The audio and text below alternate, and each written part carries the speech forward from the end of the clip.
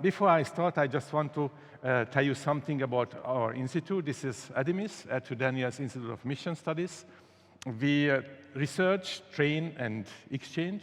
In this institute, our focus is small group ministry, church planting, and doing mission in a secular environment. We are doing trainings for church planters, and today now quite many small group leaders internationally. And exchange means we used to have in the past church planters exchange in our institute. Now we try to organize something for small group leaders. So before I start my topic, I would like to read the Bible first from 1 Chronicles chapter 12, verse 32. I love this Bible text because it reminds me of something very special. Men of Issachar who understood the times and knew what Israel should do, 200 chiefs, with all their relatives under their command. We see that when David remembers his heroes, he gave a long list of warriors who were able to fight with spears and sword and whatever. But among them, he mentions the men of Issachar, and what they had in their hands, that was their wisdom. With their wisdom, they supported David. They understood the times and knew what Israel should do, and people listened to them. And I think we need something similar even today, understanding time and to discover what we have to do. So this is my purpose today, that I contribute a little bit to the question, what shall we do today? So building a healthy small group ministry, actually the topic can be also named, how can we use a first century concept in the 21st century context? Very often we try to organize trainings and seminars for small groups, and we start something, but I observe that about 85, 90, 95% of small groups die in the Adventist church within a couple of months. So somehow it is difficult to start small groups in an Adventist context. Even Ellen White complained about it when the Adventist church started in the European context. Actually, we failed to introduce social meetings. We love preaching, we love organizing programs, but we failed to introduce these social meetings, sharing personal testimonies, and witnessing, reading the Bible together. So we have a traditional problem with small group ministry. Can we change it? I think it's not very easy. If you look at the New Testament times, we see that it was very much common to gather in houses. So small group ministry, starting oikos groups was very easy. I recommend you, if you are interested on this topic, to read from Roger Gehring, House, Church and Mission, The Importance of Household Structures in Early Christianity. This is one of the best books about small group ministry in the first century. His doctoral dissertation is a very solid one, so I recommend you to read it. He writes, on one point, nearly all New Testament scholars presently agree. Early Christians met almost exclusively in the homes of individual members of the congregation. And he adds, for nearly 300 years, until the Roman Empire, Christians gathered in private houses built initially for domestic use, not in church buildings originally constructed for the sole purpose of public worship. So he says that it was just normal. And we see that also how he describes it by their very existence. House churches were of great importance for the expansion of the early Christian movement. So it was the main tool for doing mission, the way of relating, brotherly love, their sense of togetherness. Actually, this lifestyle stimulated the interest of their fellow citizens and presumably led them to ask the members why they were the way they were. So the lifestyle appeared to people, they started asking questions. Now, we are living in a different setting. Our society is completely different. And we fail to implement the old ideas. Is there any other way to start small group ministry? How can we manage building groups and starting groups in the Adventist church? I would like to talk now about the changes in society, and especially about the adaptive constraints, adaptive Zwänge in German. The society around us has certain impacts on our life, and I think it's important to recognize how they influence us and they also determine what is possible in our environment and what not. Greeley and Roof, two sociologists, say there's an assumption that survival of an organization, also the church itself, depends on how well we can provide the primary functions of meaning and belonging. So we try to create meaning through theology and belonging through programs. But there is also another way of relating to small group ministry and church life. If we look at the reality, we have to recognize that there are some adaptive constraints in the society. And they don't allow us actually just to follow the first century model for building groups. The reality is that to a great extent, however, the survival and success of a church may have little to do with its efforts to provide meaning and belonging. Instead, the adaptive constraints forced upon the church by the demographic environment may be much more important to the institution. And the conclusion is actually the society, the environment, your context has a much more powerful impact on your church life than you think. There are many different publications about it. I just want to mention something from the theology of mission. We say that the theology of mission has three main parts. The biblical text we read, and our biblical mandate comes from it. If you participated on my workshop, we talked about it a bit more. And then the text, the message, the gospel always creates a community, church, fellowship of believers, and it happens in a context. But if you ignore your context, you pay a very high price. That means if you just read the Bible and you focus on your church life, you lose the connection to the context, and you are not able to establish small groups, you are not able to talk to people, you are not able to present your message in the context.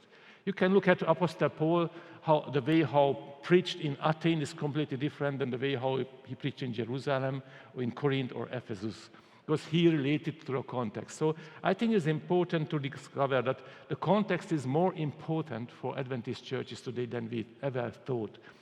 Douglas said decades ago, as goes the neighborhood, so goes the church.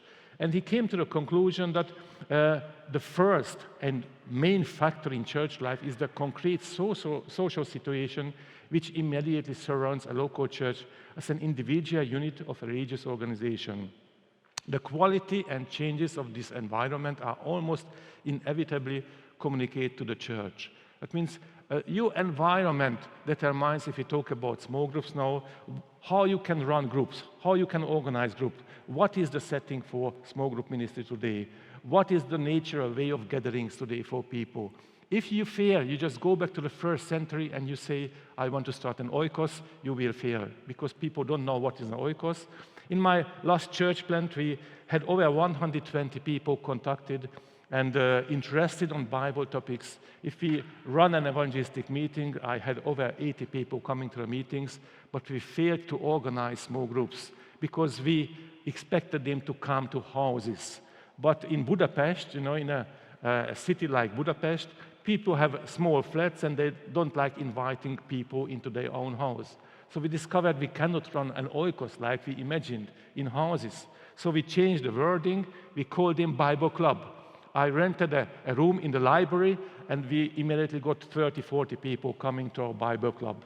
It wasn't a small group anymore, but we had a good fellowship. And for years we could study the Bible together and pray together with these people.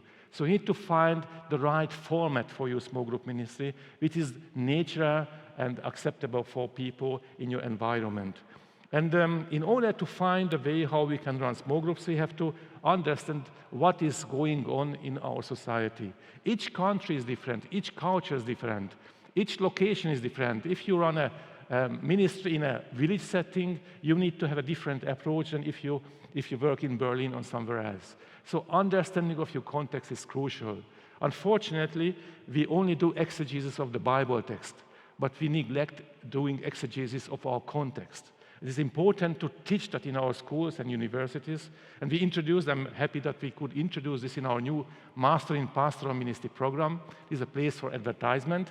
We teach now students empirical studies, how to do a survey, how to do a context analysis. It's very much important because, if they understand how people think and relate to questions and how they live in their own context, they can put the gospel into a format that is acceptable for people. So let us look at the general trends in society. I have very short time, and Wenceslav requested me to make it even shorter. So I am running through a large topic, but if you have any questions, you can contact me. You find my email address on the homepage of the university. You can come to me and we can discuss. The modernization process offers a growing number of alternatives to religion and church life. That means we are living in an environment of competition.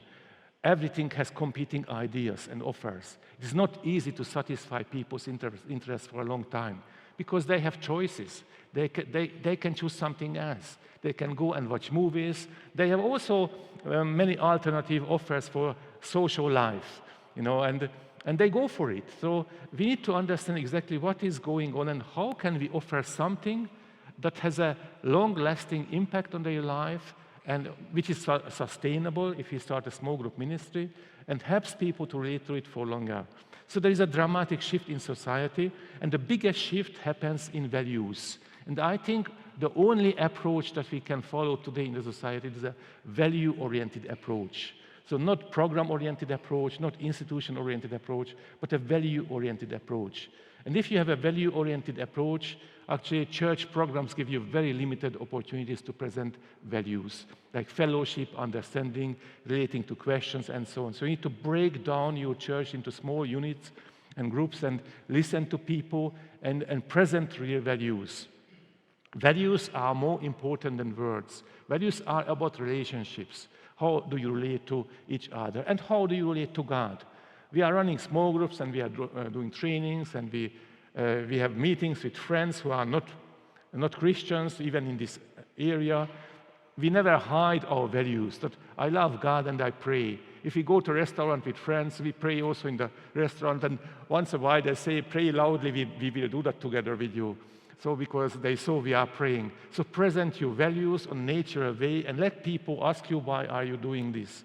But now let us look at some changes in society. I am just running through it, so you can observe some main changes that have an impact on your life in the church. The economic impact. I don't think I need to describe what it means now in the times of inflation, and ecclesiological impact. There is a changing relationship to the church. People think about church differently today. They think churches, I listen to your YouTube sermon or someone else's YouTube sermon, but it is in church. But they follow this way. Changing in the pastor-church relationship.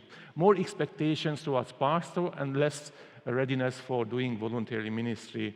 New orientation of members based on their new passions, and needs. So they go for something they like, they enjoy, they need, and they are less ready to endure something that is going on in the church if they don't like it. The social impact. Relationship orientation replaces program orientation.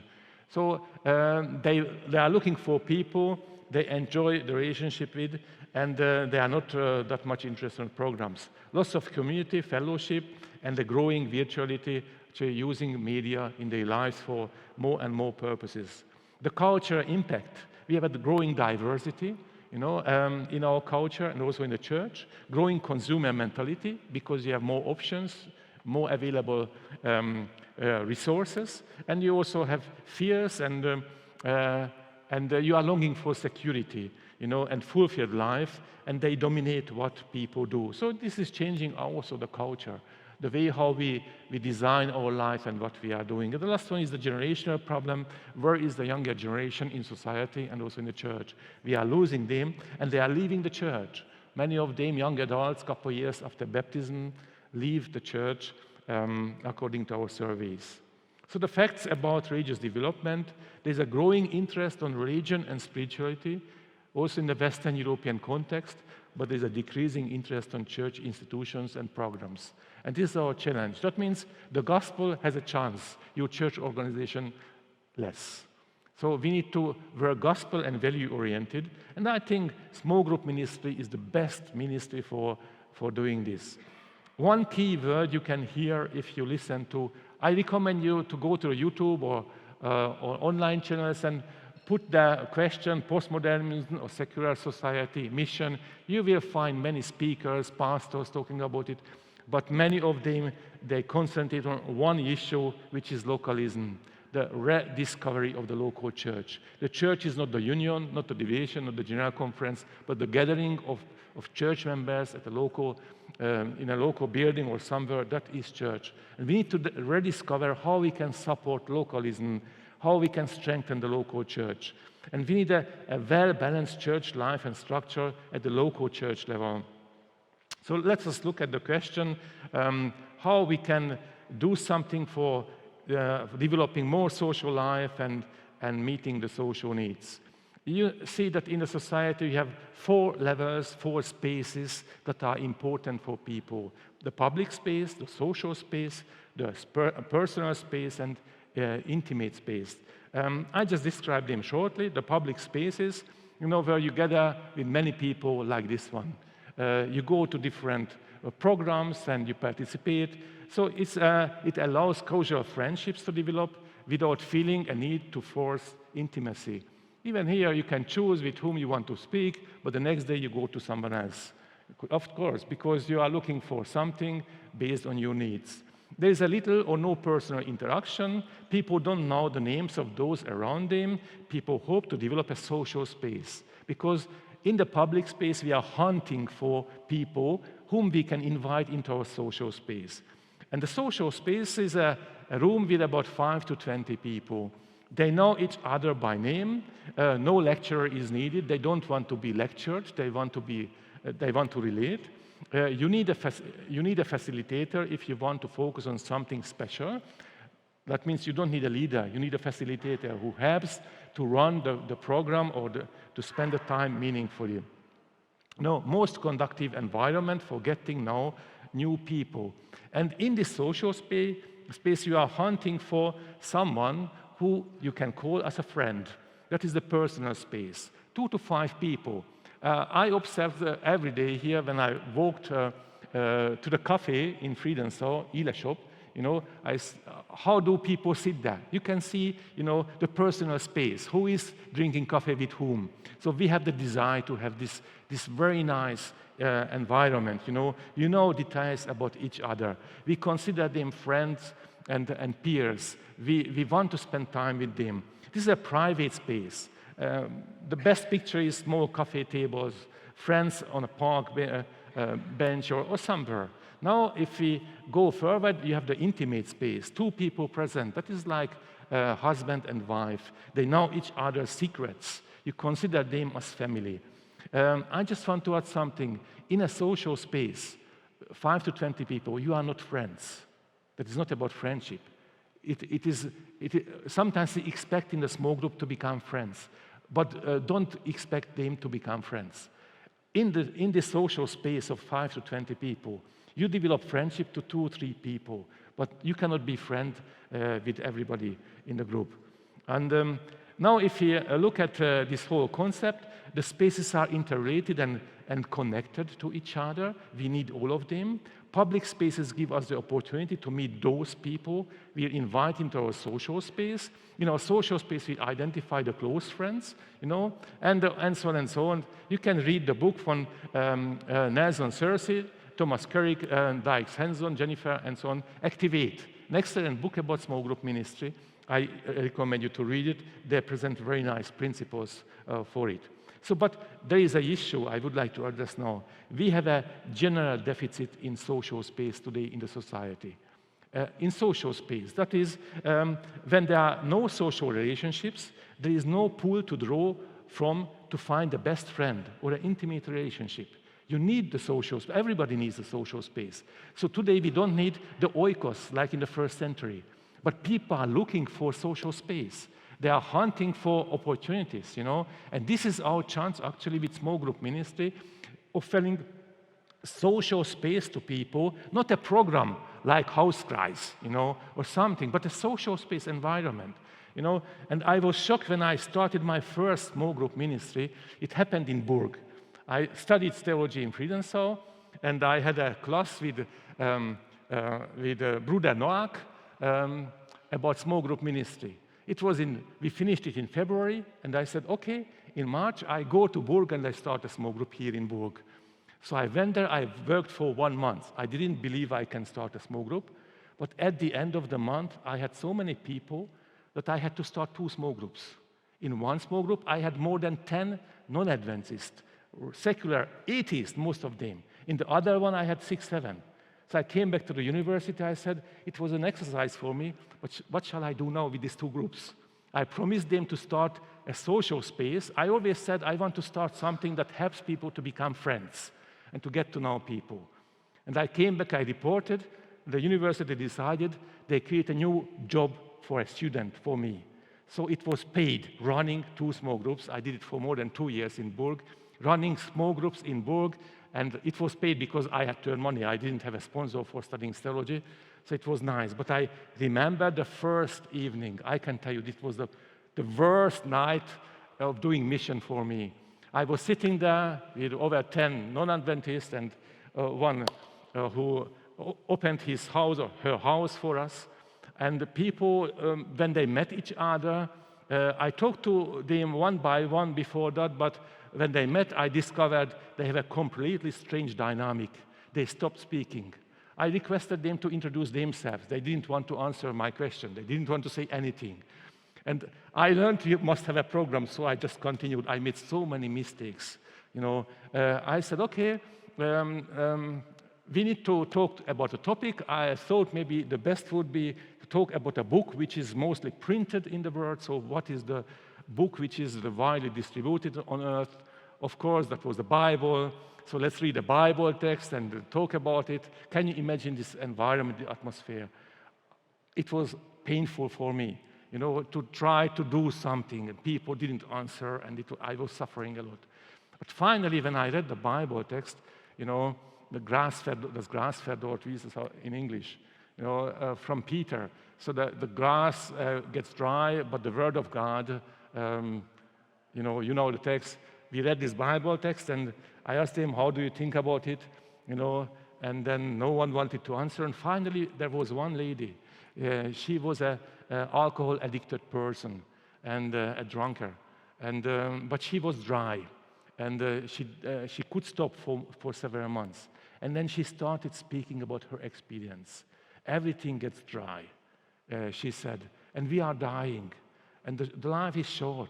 But look at the Bible, it is several hundred years old. There must be behind it, really, she started reflecting about it, and it touched people's hearts, changed the whole setting, the atmosphere. They started talking, relating to her. I was just watching what is going on here, like the Holy Spirit, going around. Before she started talking, I decided this is my first small group meeting and the last one. I will never try it again, But after about a 1-hour discussion about the Bible text in the first meeting, at the end, I felt we became like friends, And that lady, which created the most problems for me in the group, she was the first one. After 3 weeks, she attended the worship service in the church in Burg. She came. I was sitting in the chapel, and I saw that she is just walking inside. I got a shock. I couldn't even understand how can she come to the church, because she wasn't a Christian. And she looked at me, and she said, I wanted to see the church you visit every Sabbath. So small group ministry creates actually a social space for people to meet. But because there are fewer safe places to socialize, we look to unsafe places to find those personal and intimate relationships we need. Unsafe places. How many young people go to unsafe places to develop social relationships? You can think about, I don't want to advertise any page for making relationships actually online, but you know what I mean. And also disco or whatever.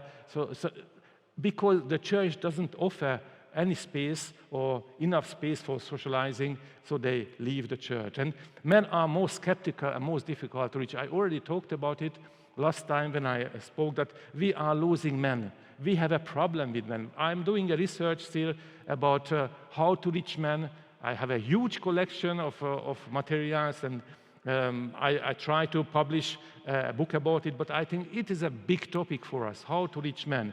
Because while women are a little more open for social life, most men are skeptical about joining any kind of groups, They don't like the idea of being put in a room with people they don't know. They don't like the idea of sharing their feelings. They consider themselves to be extremely busy. They don't have time for groups, As such, you can't expect them to willingly make an ongoing commitment to an unknown community that has no end. So it is difficult to reach men. But if you have a different approach, you can reach them. We worked in Tanzania, and recently we discovered we have a problem. We are constructing a house, and Sylvia put an advertisement online, we need professionals. And suddenly we are getting men, non-Adventists, non-Christians, coming, they pay for the trip. They go to Tanzania in order to work on the construction. And while they are there, they attend our services, worship service, they pray with us together. So, because men want to do something, and they enjoy being together. And in the evening, if we sit down, we drink together something, we eat together, you can talk about just anything, all kinds of issues. So, the place of small groups in church life, and this is the next topic, and after that in our mission. So I think we need to reflect about the different dimensions of our church life. How do we offer social space for people? You see the four main dimensions of church life. Liturgoio, we know, worship programs, spirituality and prayer. Martyrio, maybe. A little bit we preach, we do evangelistic meeting, witnessing, mission. But what about koinoneo and diakoneo? They are essential today in the society. We see that the state is taking care of diakoneo. They do all the social service, but people have a problem with it. You have an insurance, you have a number. If you have a problem, you go to the social service or to the hospital, you present your card, and the doctor is paid for it, that you get assistance. But who presents to you love and care and compassion? No one. So they take care of your problems, but not of you as a person, holistically. So you see the church still has something to do in these areas, creating fellowship, unity to communicate to each other, doing counseling, helping, healing, and serving. And I think we need to follow the model of Jesus, because we see that Jesus had all four levels actually in focus when he did his ministry. Public space, large gatherings. Do you remember Jesus talking, eating together with multitudes, thousands of people? Then he had the social space, the small group with 12 disciples. And they had a mini group, the private one, so with 3 trusted persons going to the Garden of Gethsemane and requesting them, please pray for me. And then we see Jesus sending disciples 2 by 2 to do some ministry. So you see all 4 levels, and I am recommending you to think about a complementary church model, which is not having small groups, but integrates small groups into the life of the church as part of it. You have the church service, you have the online presence, you have small group ministry, and you have mini groups, partnerships in the church. I visited a fast-growing non-Adventist church. It is a Baptist church in Australia. And I asked him, what is your secret? They grew from about 65, 70 to above 800 within a couple of years. So I visited them and I asked him, what are you doing here? What is your secret? And he said, we discovered that we cannot leave people alone in the church. So we are very busy. We cannot organize small groups. We organize mini groups of 3. Everybody in our church has to be a member of a group of 3.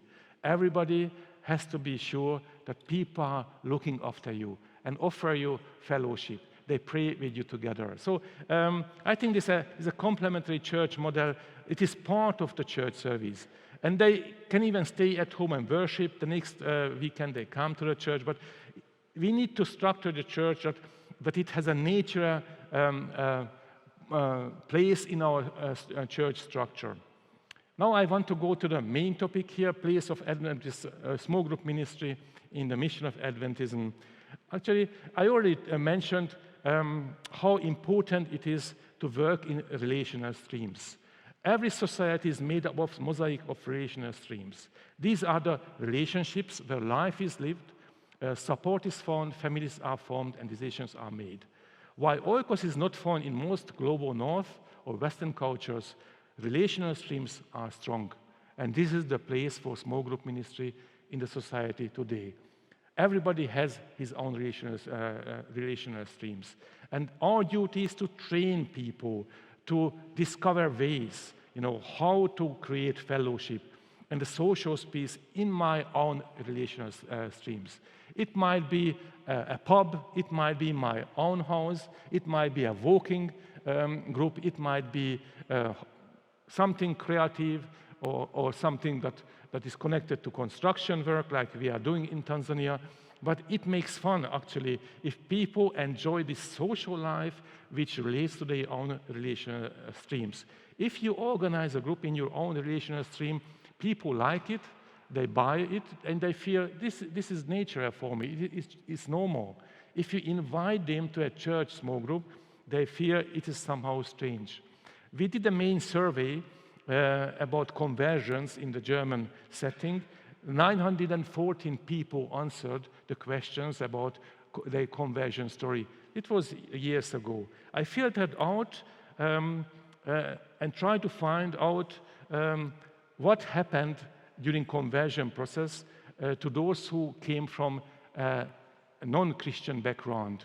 And one of the most interesting questions for me, what helped them to make a decision about Jesus Christ and baptism? What had the strongest impact on their decisions? And you can see in German the answer, that is 19H, the social contact to Adventist in free time, that means not in the church, sitting down together, talking to each other about faith-related issues.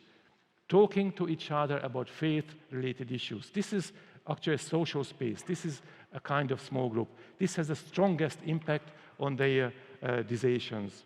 You see, in classical evangelism, we teach to create communities.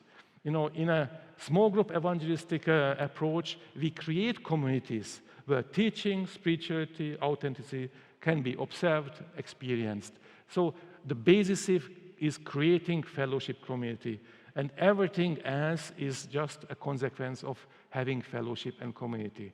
We come together and organize small groups, and we create an environment where everybody is able to speak about something that he likes. And people talk about football because they love football. And I talk about church or my experiences with Jesus or my projects or whatever, and they listen to it. After a while, I can ask questions about his passion, and he will start asking questions about my passion. And this is witnessing. It creates actually a space for witnessing, because in a social space, we are always digging a bit deeper. We want to know more. We want to relate more. And it's powerful, and it helps people to grow. You see, there are 4 levels of broken relationships. If you do mission, you need to remember these 4 levels: humans to God, human to human, humans to themselves, human to nature. At these 4 levels, people are suffering because there is something we have lost. And in a small group setting, we don't only care about their relationship to God, but we try to help them to come together and to relate to each other. In Hungary, in my last church plant, I had a young lady. She was a computer specialist. And she said, I don't believe in God, I'm not interested. And once I asked her, after months coming to my church, my small group, why are you coming to the meetings? We discuss the Bible, we pray, and you say you are not interested. And she said, I have 2 reasons why I come. The first reason is you love me. And the second, you teach me how to love others. These are the 2 reasons. After about 6 months, we had a meeting, and the topic was the death and resurrection of Lazarus. And I asked the participants, at the end, I always ask a question of application. Now you see Lazarus was sick, and he died. He was resurrected but bound, and then he was alive in the presence of Jesus Christ. Where are you in your spiritual journey? Do you feel being sick? Do you feel sick? Dead? You don't believe? You had a kind of experience, being resurrected but bound, or you enjoy the presence of God? I asked the group, and the first person who answered the question, that was this lady, this atheist computer specialist. And she said, I think I am resurrected. I almost fall down from the chair. I asked her, what happened to you? And she said, once I heard from you knock and it will be open. I went home and I said, I will start knocking on the door of God. If he reacts, I will start a relationship. And she said, for several weeks now, I prayed every year, and I am doing a business with God. I'm writing down my requests, but I'm also faithful. I'm writing down his answers. And every day I get answers from God. So you create a space in a small group where people enjoy healing, actually, in their relationship to God, to others, to themselves, and also to nature. I am jumping over this. The conversion process is different now as it used to be. Belonging and creating fellowship is much more important than it used to be in the past. Now I want to talk about our new approach, actually how we are building or training small group leaders. We need to understand that the time for classical voluntarism is over. You cannot expect people to join you because you say it is important. They won't do that. There is a new type of voluntarism, and you need to understand that in this new type of voluntarism, people have expectations. You don't need to pay them money, but they are not doing it for free. They expect you to give them something. They want to earn something. And I give you a list, why do people volunteer? To feel good about themselves, a desire to make a difference, as an act of gratitude, to share their gifts and talents, to maintain proficiency with an unused skill, to acquire new skills and experiences, as a way to live their faith, to make new friends and build community, to realize a sense of accomplishment, to help save the world, to support and indulge their passion for the arts, to follow family tradition. You see, if you want to organize something for church members, you need to have this list in front of you and remember, how can I accomplish something that fulfills the needs of people? So we created a process for training small group leaders, and here is the process. First, we give information about it. We try to do it authentically. Then we invite people first to experience a small group setting. We don't want them to come to a lecture, to a seminar. We organize groups, even online, breakout rooms, and they can experience how it is. The whole training happens in a small group setting where they can enjoy being part of a team and taking care of each other. This is a team-based approach, as I describe here, where people can learn from each other and they focus on abilities, how they can develop different abilities. So after experiencing, we start the training, in groups. Then we start team building, and we recommend people not to start small group alone. You need a core team. You need to create the nucleus of what you want to grow. You need to present the fellowship and the qualities and values you want to create with your visitors together. Then we start supervision when people start their small groups, and then it is important to start a coaching process because they need support and also help and assistance. And then we can start with the multiplication process. Because of this process, I recommend you to start at the beginning only one small group in the church or in your environment. And after a while, they will grow in competence and they can start even more. Small group leader training, we started over 2 years ago, has 3 main parts. Actually, there's a basic training, and the basic training helps people to discover the basics of group dynamics. How can I invite people? How can I create a nice environment? How can I ask good questions? People answer. How can I deal with crisis in group? What phases does the group have? How can I manage the different phases? If they start fighting, how can I create peace in the group? And so on. This is basics of group dynamics. It has 7 units. Everything is online. Actually, we run it through Zoom, and it's interesting. I did not imagine before we started this that you can run a training very well, even with over 200 people. So sometimes we have 200 people in our trainings for months. We create 26, 29 breakout rooms, so we run it in groups, and they can follow it. So after finishing the basic training, we have the advanced level. Actually, the advanced level is about evangelism in the small group. How can I choose the right topics? How can I help people to make decisions? step by step, and so on. And the third one is the missionary level. Here we talk about how to start, establish small groups and run small groups in a secular environment. And this is very much important. And we cover topics like how to create a healing environment in your small group. Because you will get people who are struggling with issues. And healing is a main issue. So we have people and group leaders to get to know how they can create a process for healing in a small group setting. So these are the three levels. After each meeting, they receive a PDF, a condensed material about the topic. I already published one book. It has been translated into 5 languages up to now, and I hope it will be translated also into other languages. This is about basics of small group ministry, and we will publish very soon, I think, for the advanced and also missionary level, one book. So this is actually the concept we are running. I started with 2 persons 2.5 years ago, and I didn't believe that we can start a small group movement again, but something happened. God surprised us. After receiving 2 guys in Tanzania asking questions in a Land Cruiser during safari, why are you talking so much about small group ministry? They went home, they started small groups, actually, especially a pharmacist.